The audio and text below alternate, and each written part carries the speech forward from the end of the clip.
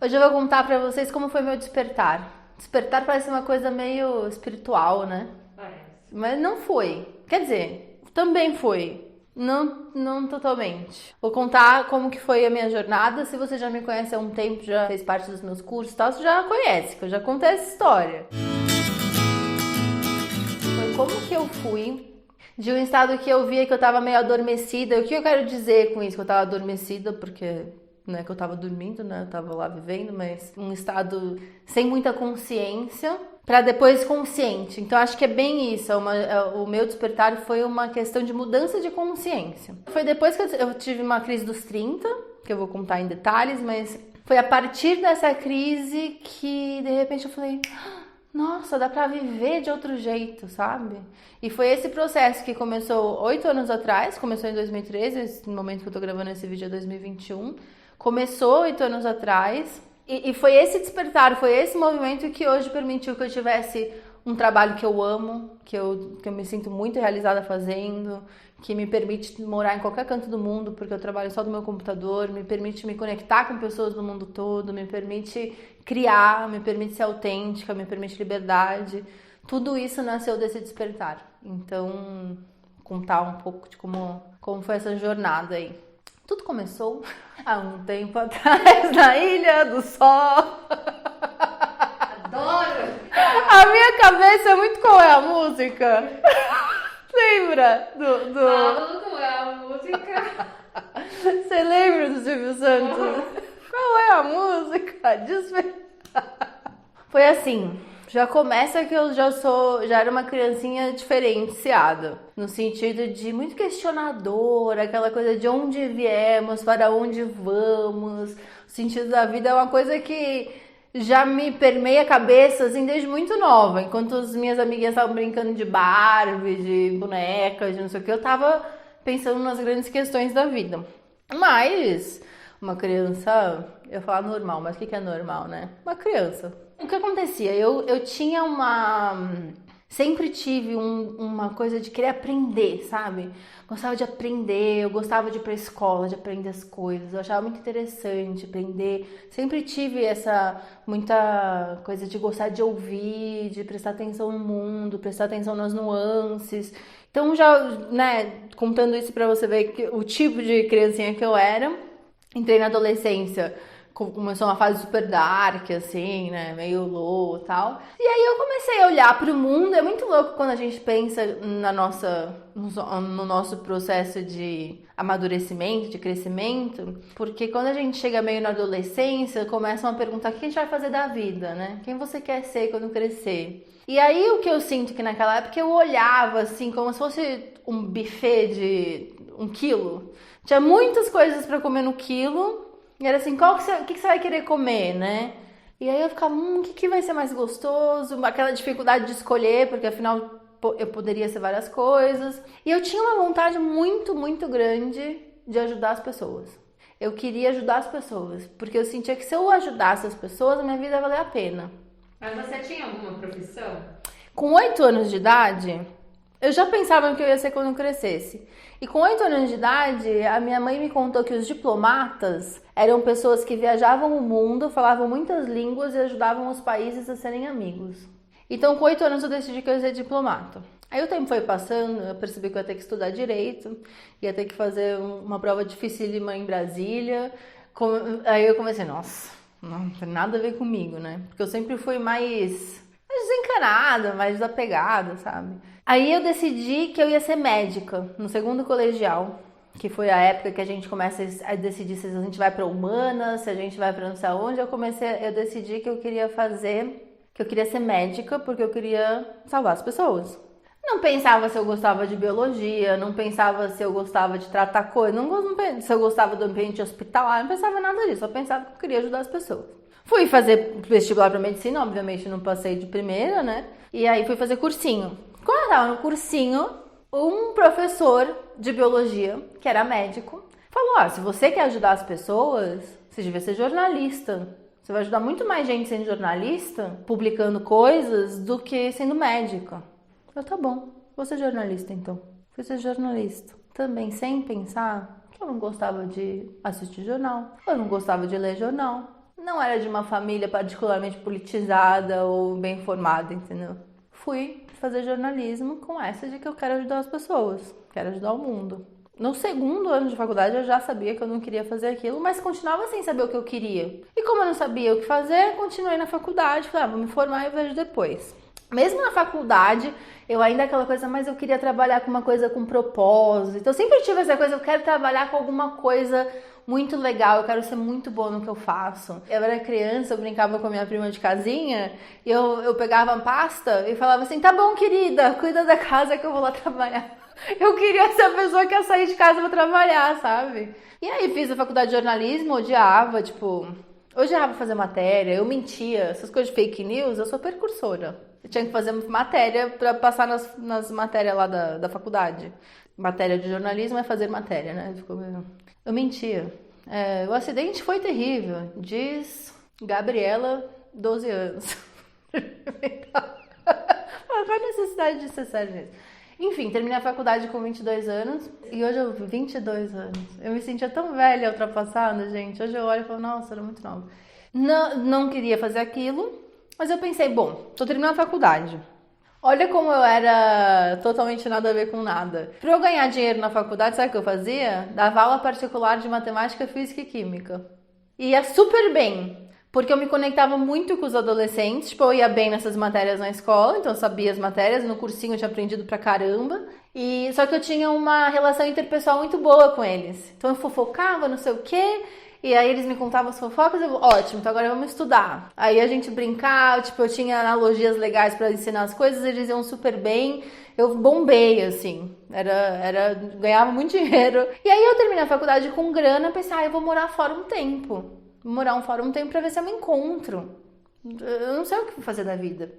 Porque eu tinha prestado vestibular pra fazer faculdade de matemática quando eu terminasse de jornalismo. Mas aí eu pensei, mas aí eu vou ser só amiga de matemáticos, só falar de matemática o resto da vida, não é isso que eu quero. Aí eu falei, vou morar fora.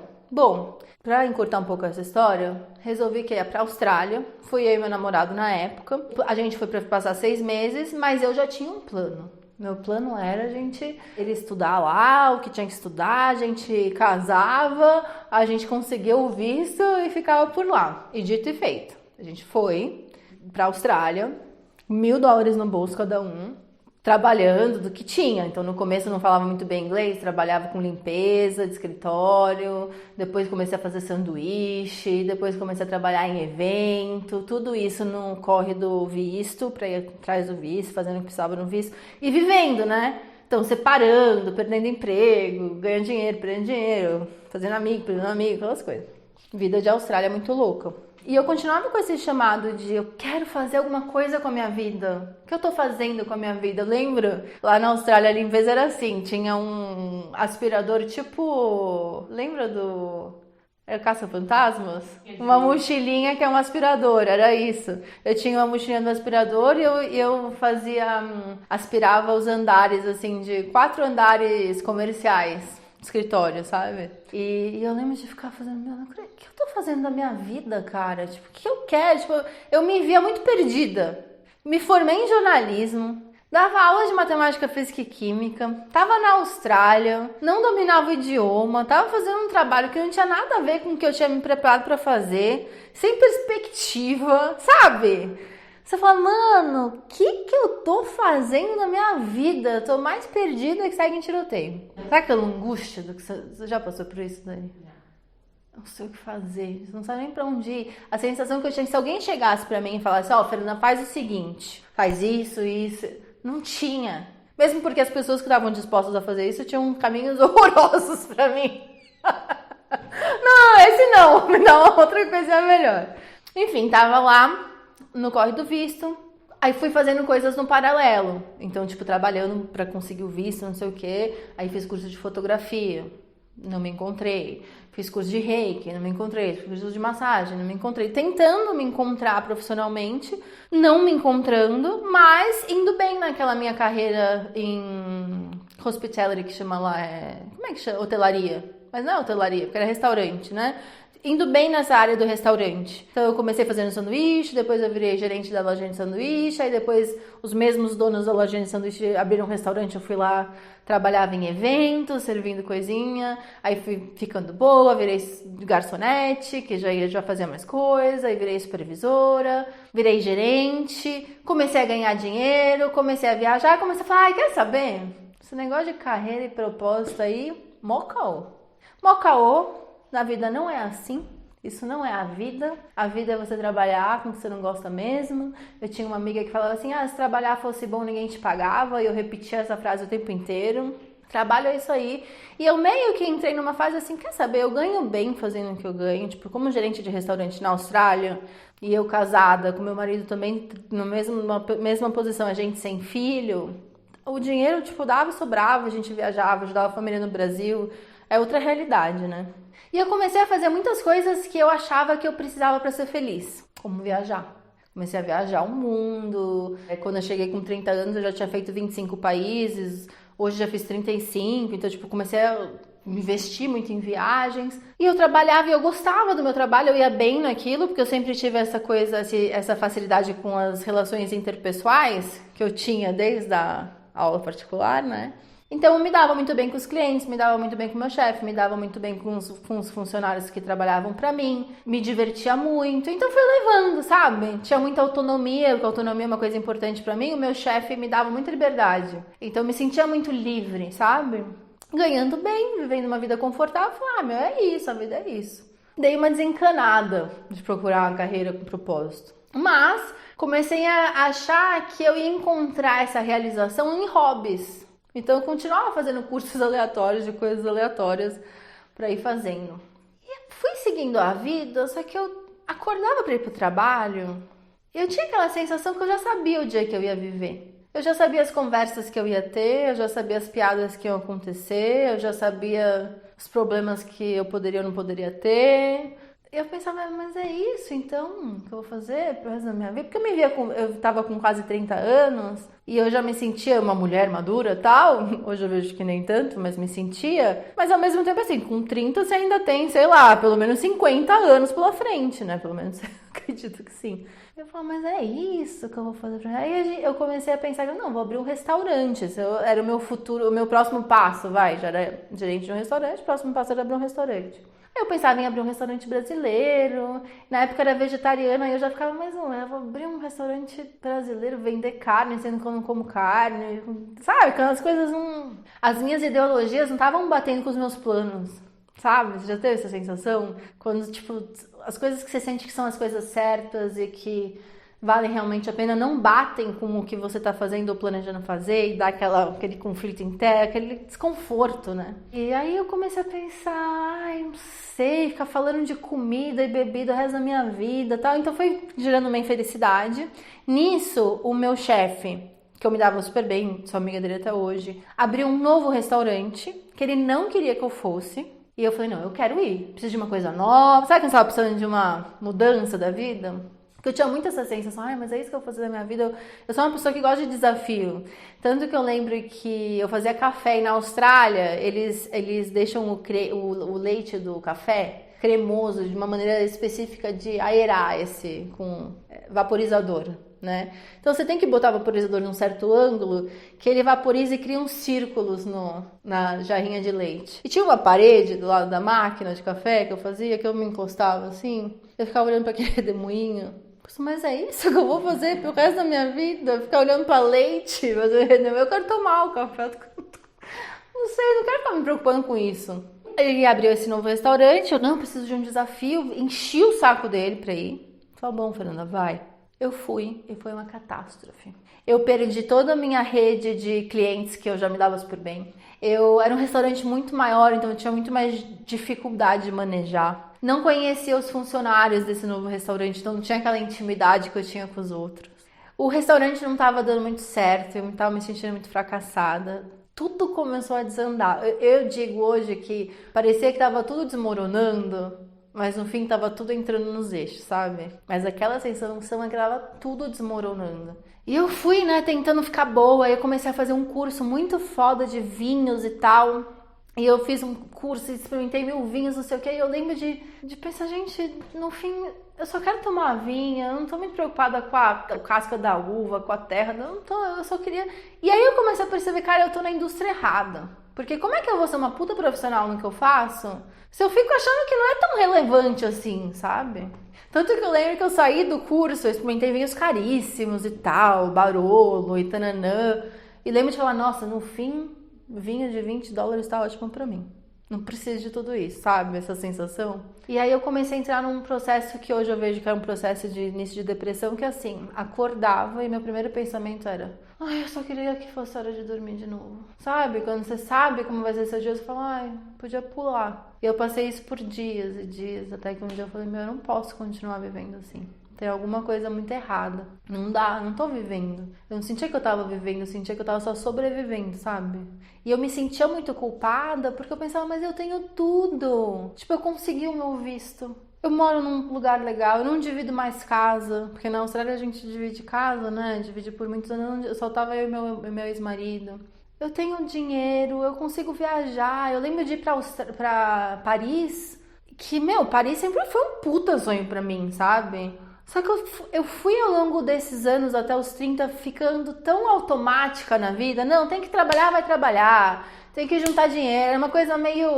A vida é assim mesmo, sabe? Eu que sempre fui uma pessoa super sensível, tipo, comecei a entrar num processo que eu não chorava mais tanto. Fui ficando mais fria, mais dura, mais rígida.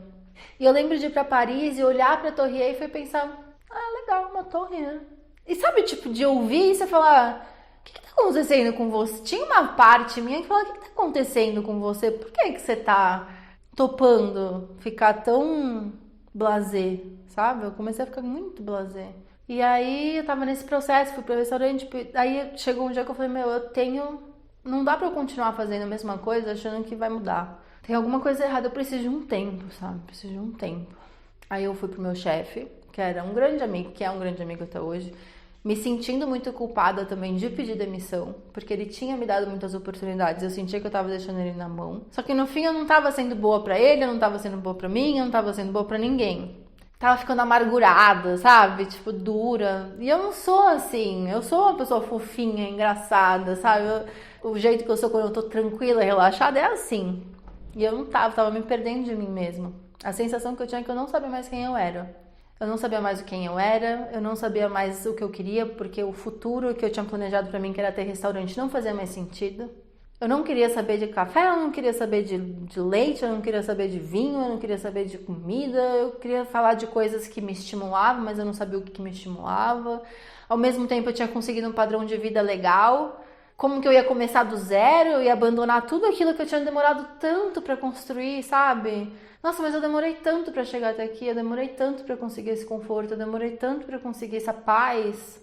E agora eu não quero mais nada disso. Sabe aquela agonia? Já passou por isso? Já passou por isso? Acho que muito fim de relacionamento a gente sente isso também. Mas eu já tô há 10 anos com essa pessoa, vou começar tudo, sabe? Mas teve uma hora que eu falei, não vai dar, eu preciso conversar com o John e falar que é isso aí. Vou passar um mês sem trabalhar, eu tinha dinheiro guardado pra isso.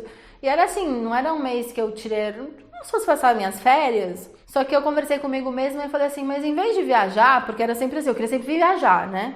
Porque como eu não gostava da minha vida, eu queria sempre sair da minha vida. Inclusive depois eu ouvi uma frase que eu amei, que era assim, cria uma vida que você não precisa tirar férias dela.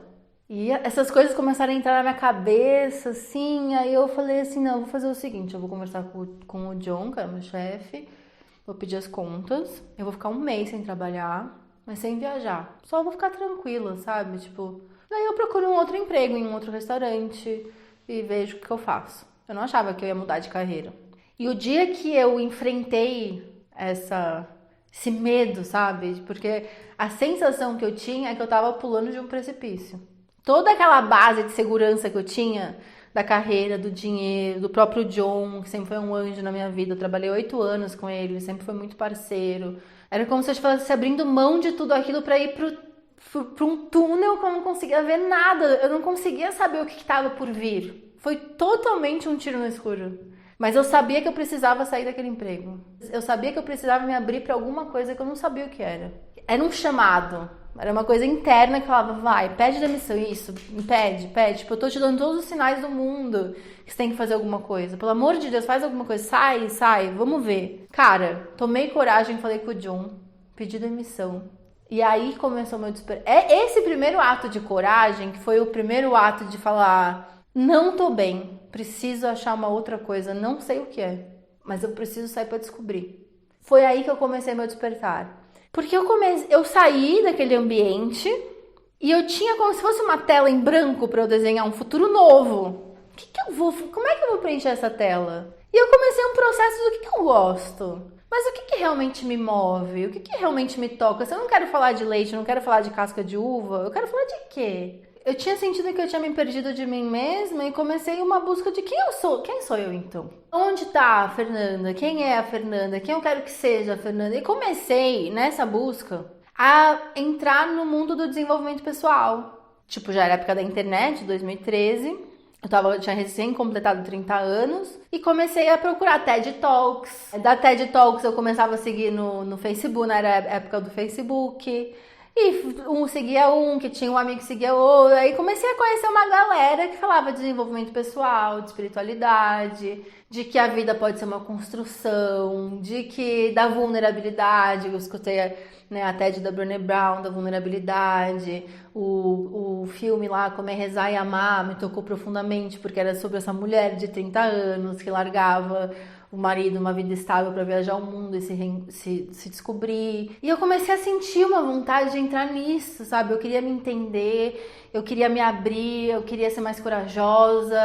Mas não eu sempre fui corajosa de mudar para outro país, de terminar relacionamento, mas eu não era corajosa de sentir, de entrar no caos. Essa coisa de dar um passo no... O que vai ser de mim se eu abrir mão do controle, sabe? Se eu deixar... É como se fosse... É por isso que eu digo que é a diferença da consciência, porque antes é como se eu resolvesse tudo no mental. O que vai me dar dinheiro, o que vai me permitir viajar, o que vai me dar o visto, o que vai me fazer aquilo. E nessa crise dos 30 eu comecei a sentir uma sabedoria interna, sabe? Um guia interno que falava pra mim, calma, dá um passinho pra trás que eu te ajudo. Tipo, calma, respira, vai dar uma volta no parque que eu vou te dar a ideia certa. E a sensação que eu tenho é que eu realmente comecei a ver o mundo com outros olhos. Eu olhava tipo um bebê e eu via a vida e a potencialidade, sabe? Eu olhava para as árvores e eu via a vida, eu via a mágica, eu comecei a ver muito mais encanto na vida. E eu comecei a me sentir conectada com a vida. E eu comecei a me sentir como se eu fosse parte de algo maior, como se eu pudesse ser mensageira de algo maior, como se eu pudesse ser exemplo de uma outra coisa. Em vez de viver no automático, só atrás do dinheiro, só atrás de, fazer o que eu achava que eu tinha que fazer, o que mais eu poderia fazer? Quem mais eu poderia ser? Quem mais eu poderia conhecer? E eu fui entrando nesse meio e fui descobrindo coisas que eu não conhecia antes. Uma amiga minha na época trabalhava no Brasil aqui no Itaú, ela tinha acabado de largar a carreira que ela queria fazer coaching. Na época, coaching não tinha essa reputação que tem hoje em dia. Mas o que é coaching, amiga? Não, coaching você usa ferramentas para desenvolver o potencial do outro, para que ele viva uma vida com mais realização. Aí eu começava a ler blog, eu fui sentindo um poder despertando dentro de mim, sabe? Uma coisa nossa, era uma sensação de que vinha assim, sabe? Daqui de dentro, era como se eu estivesse crescendo. Não sei, gente, foi uma fase do despertar, assim, que foi isso. É como se eu estivesse sempre com o olho meio cerradinho e de repente eu tava enxergando. E aí essa amiga minha falou disso, ela fez um curso em Portugal. E ao mesmo tempo eu tava seguindo já um monte de gente no Facebook e comecei a ver o pessoal falando de ser nômade digital. Nômade digital, o que é isso? Pessoas que têm o seu próprio um trabalho online e viajam o mundo, podem trabalhar de qualquer lugar do mundo porque trabalham online e dá pra você ser coach, fazer curso de desenvolvimento pessoal, viajar o mundo. Meu Deus do céu, eu acredito que existe um negócio desse, porque antes eu nem... Gente, quando eu procurei o que eu ia fazer na faculdade, isso nem existia, né? Não existia isso. Não existia. Acho que o coaching até existia, mas não existia você fazer curso de desenvolvimento, mas não existia isso. E eu comecei, meu Deus do céu, eu não acredito. É isso que eu quero fazer. Me achei, é isso. E foi muito louco, porque eu não entrei nessa jornada querendo mudar de carreira. Eu entrei nessa jornada para me encontrar. E quando eu me encontrei, no processo de me encontrar, comecei, né? Porque se encontrar não é uma coisa que se faz em 5 minutos. Eu comecei a perceber que não ia dar para eu ser totalmente quem eu era vivendo num ambiente de restaurante. Porque não batia, sabe? Não batia.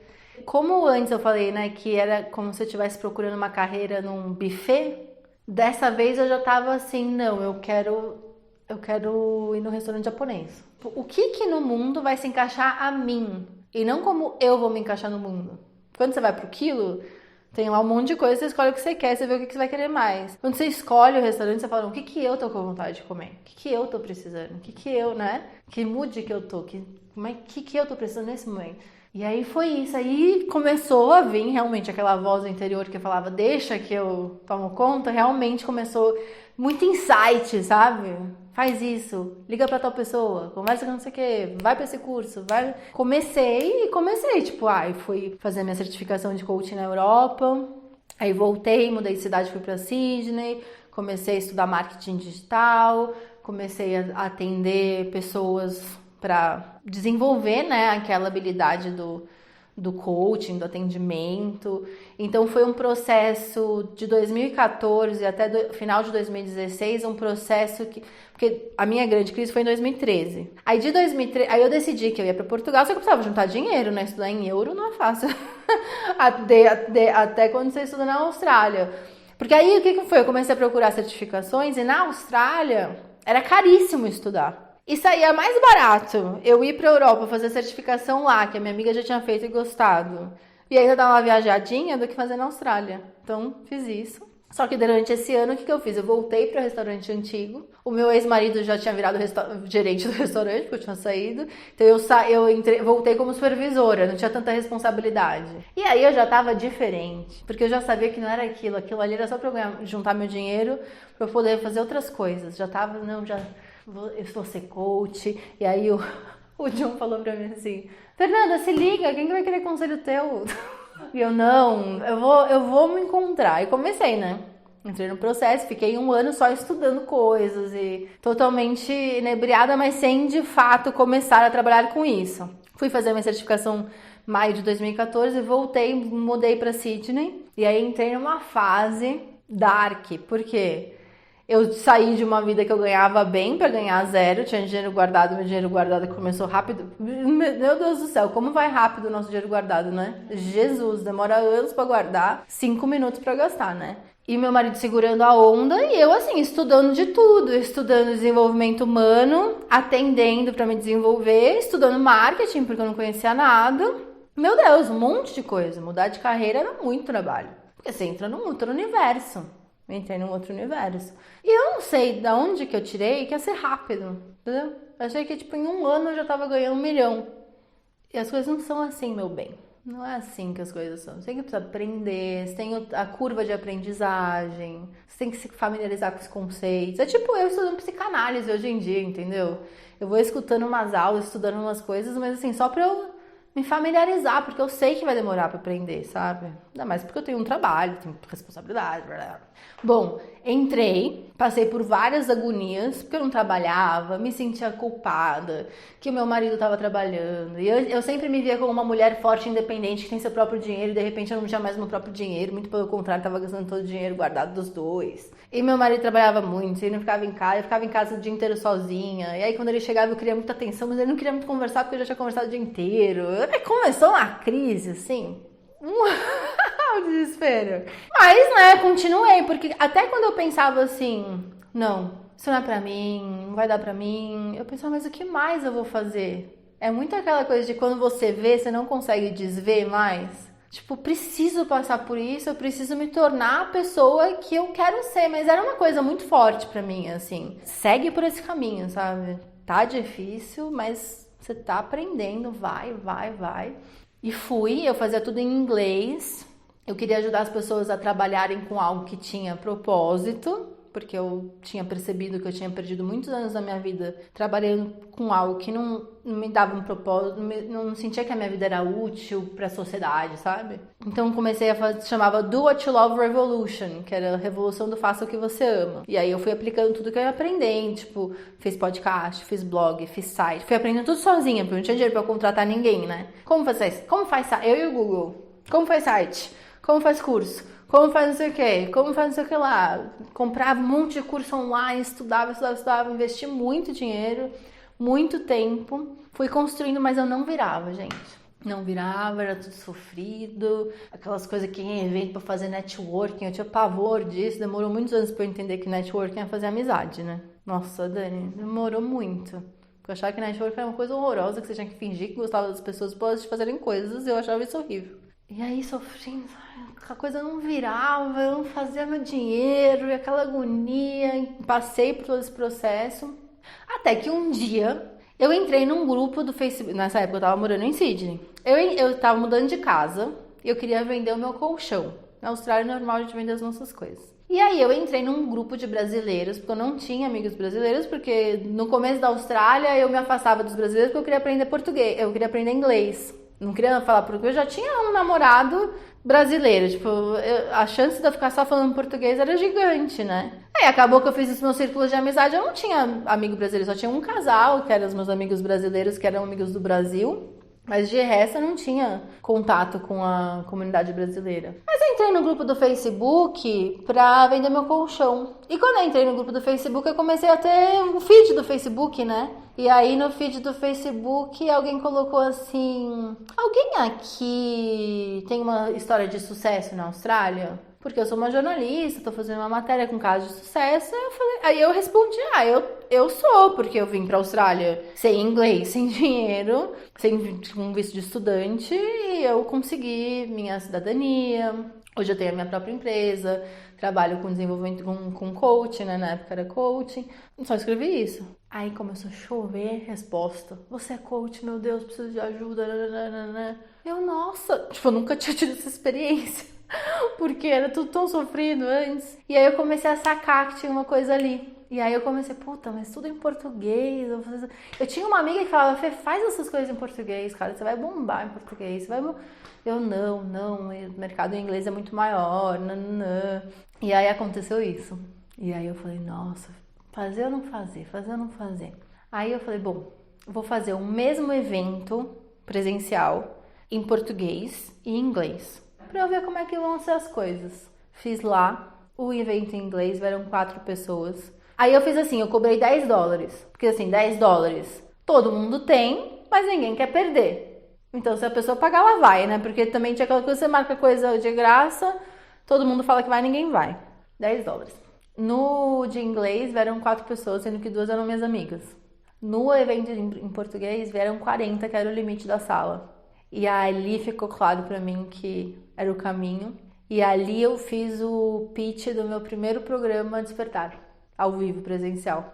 E o que aconteceu? Como eu já estava há muitos anos estudando, aplicando nesse outro projeto, quando veio a oportunidade de fazer tudo em português, eu já sabia fazer site, eu já sabia fazer curso, eu já sabia vender, eu já tinha estudado. Botei tudo em prática que eu sabia em português e, cara, aí foi. O primeiro grupo eu vendi 7, era o presencial. Depois, logo em seguida, eu fiz o online. Aí fui fazendo, tinha um curso, já tinha atendido muitas pessoas, já sacava algumas coisas. Tudo com técnica de coaching. Montei a primeira versão do programa Despertar e comecei, cara. Vendi primeiro para 7 pessoas, segundo para 5 pessoas, terceiro para 20 pessoas, terceiro para 40 pessoas, e foi indo. E aí eu fui me debruçando nesse novo papel que começou no coaching, mas depois virou uma outra coisa, porque passou além daquelas ferramentas, né? Eu comecei a ter uma visão de como guiar as pessoas. Então essa coisa do diálogo interno, do acolhimento, da paciência com o processo, coisas que vão além, né? Começou a virar mais uma mentoria, porque tem muita coisa da minha visão, né? Que eu comecei a trazer muito, aí eu comecei a estudar muito mais marketing, virei aí em 2016, virei no mercado com as brasileiras que moravam fora, No começo tinha um ou outro homem que fazia o curso, depois ficou claro pra mim que eu queria trabalhar com mulheres, porque eu começava a ver que eu tinha uma intimidade com as mulheres, com as questões femininas muito maior. Fui ser nômade digital, então vim pro Brasil, fiquei um mês. Aí fui pra Bali, depois pra Europa. Fiquei 3 meses em Bali, 2 meses em Paris, viajei mais um pouco pela Europa. E nesse meio tempo, desde março que eu tinha vindo pro Brasil, já tava uma vontade de voltar pro Brasil. Terminei a viagem, voltei pro Brasil e aí comecei a focar no meu trabalho. Comecei a fazer mentorias de marketing para me posicionar, para entender minha mensagem. E eu sinto que assim, de 2017 até 2019 foi um período de muito, tipo, encontrar minha voz, refinar a mensagem. Foi aí que eu fui indo do coaching para mentoria, né? Eu ainda uso algumas ferramentas do coaching, mas não me encaixava mais no discurso do coaching, né? Era outra coisa. Foi ficando uma coisa mais minha mesmo, né? Por isso mentoria, porque é mais pessoal. E aí, desde 2019, eu sinto que a gente encontrou um tom, assim, né, Dani? Sim. A gente começou no final de 2018, mas até no começo a gente também não tinha um tom claro dos vídeos, eu não era tão solta, engraçada, sabe? E aí fui encontrando o tom e aí a partir daí, tipo, as coisas foram indo. A gente já tem uma equipe, já tô bem mais... Aquela Fernanda que eu sonhei em ser em 2013 se materializou já em muitos sentidos. Teve muitas coisas que eu visualizei que ao longo do caminho eu vi, não, isso não. Teve outras coisas que eu fui vendo, mais isso. Claro que a minha visão pro futuro agora já é outra de novo, né? Mas já conquistei muitas das coisas que eu me propus e o que eu sinto dessa vida do despertar, por mais que eu tenha passado por processos de conexão espiritual, eu sinto que tem muito a ver com essa questão da consciência e de sair do automático, de questionar do porquê eu tô fazendo o que eu tô fazendo, o que me motiva, o que realmente me preenche, os preços que eu pagava, sabe, sufocando os meus desejos. Então foi um processo muito pessoal, assim, e o que eu sinto de ter essa vida depois do despertar é que hoje eu sou consciente, é como se eu estivesse ativa na minha vida. Tem fases que eu tô, gente, super na bad, dark, modo dark, sabe, no celular que tá no modo dark, no modo dark. Mas mesmo no modo dark eu tô ali, eu tô atenta, eu tô desperta, isso aqui tá acontecendo, que ajuda eu preciso, pra onde que eu, sabe? Essa coisa muito diferente com as emoções, com o emocional. Permitir mais o emocional, não querer ser tão controladora, ser tão contida, ser tão, sabe? Faz sua parte, mas deixa a vida fazer um pouco também, sabe? Sabe essa coisa? E é isso. A jornada do meu despertar. Dominique, te dedico esse vídeo porque Dominique me mandou uma mensagem no Insta falando, Fê, como foi a sua jornada do despertar? Aí eu fui procurar o vídeo pra ela. Eu vi que eu tinha coisas no tom, mas nada completão assim. Então, Dominique, essa é a minha história. Beijo, gente. Como que a gente começa um vídeo sobre o despertar de uma maneira bombástica? Você pode entrar no vídeo, tipo, despertei! Ai, a Dani tá achando que eu sou Felipe Neto.